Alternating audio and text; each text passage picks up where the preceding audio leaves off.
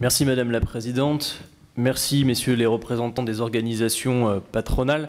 Je pense que l'enchaînement des interventions précédentes de la part des représentants des organisations syndicales et des vôtres aura permis de faire la démonstration auprès des collègues députés qui en doutaient encore que oui, l'entreprise est un lieu où, parmi tant d'autres choses, je ne voudrais pas que mon propos soit caricaturé, s'exprime le rapport de force entre des acteurs qui ont des intérêts divergents. Le dire, ce n'est pas être sectaire ou dogmatique, c'est assumer dans le calme une réalité de faits qu'il est préférable de connaître pour mieux les analyser.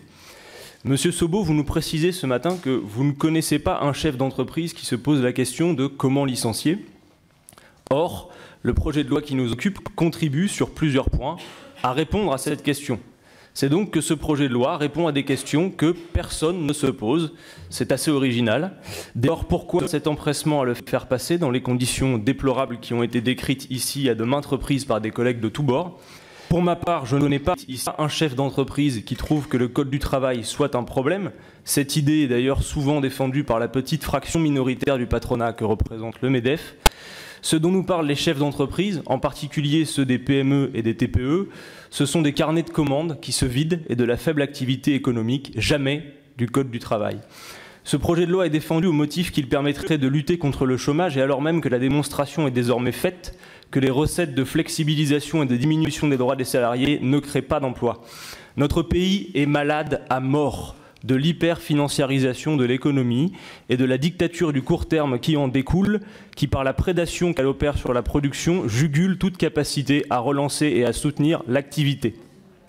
Nous sommes, pour notre part, convaincus que le pays a besoin d'une relance de l'activité de manière socialement utile et écologiquement soutenable, non seulement pour répondre aux grands défis auxquels l'humanité tout entière doit faire face, par exemple par la planification écologique, mais aussi pour lutter contre le fléau du chômage que les politiques libérales menées depuis plus de 15 ans aggravent.